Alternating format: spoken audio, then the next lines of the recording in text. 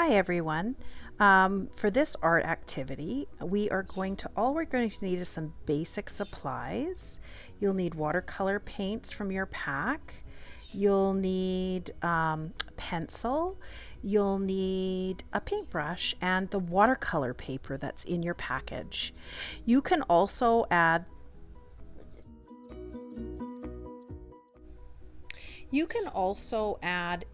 crayons, salt, or saran wrap. Find an image of your place that you want to paint. You can put your paper horizontal or you could put it vertical depending on your place. I chose the Sphinx to draw, and what I did before I started drawing was I looked for the main shapes in the Sphinx. I noticed there was a rectangle at the top of the forehead and triangles at the side and an oval or a part oval for the face. So when I started sketching, I sketched out the main shapes first, and then I'm going to go back after and start adding some more lines, start adding the extra little details and the texture lines on the stone. But I really went back and emphasized some of those main shapes. That's what's going to help you, is break down the main shapes in your drawing.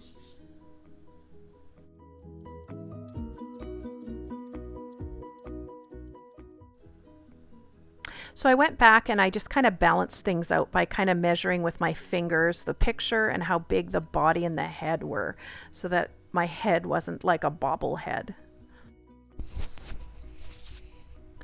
Okay, so I'm adding lots of water to my blue paint because I want my background to be blue. And then I'm going to start a nice thin wash of blue in the background. And I'm going to make sure I start in the background, right? Start from the back and work to the front in our painting.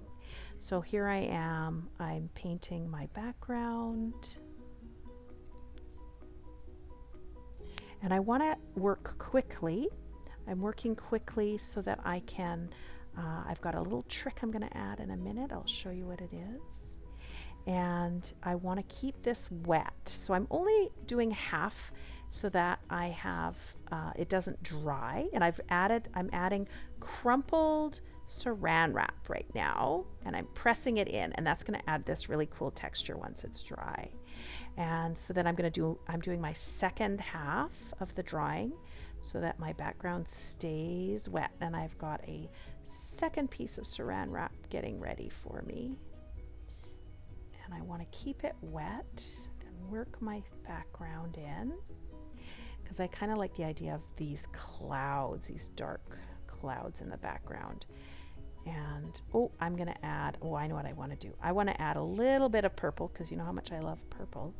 And I'm going to add it right along the horizon line underneath those saran wrap clouds.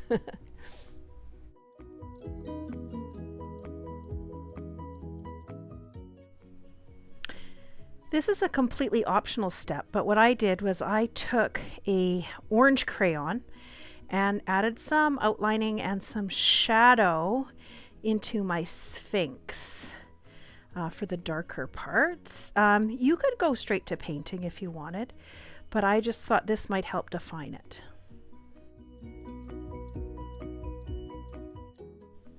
Now I'm just adding some of the yellow watercolor paint, adding lots of water and adding my yellow in because the sand is yellow or the rock is yellow.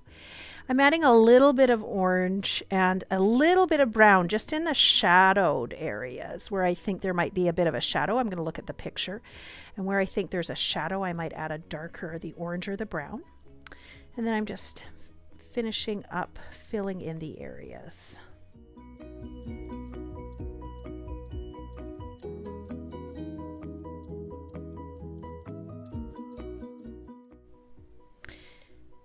Another option that I tried was I'm just adding my blue paint in, and I'm doing a quick wash of blue and purple, so it's kind of like a night sky, and behind This is the Eiffel Tower that I'm working on.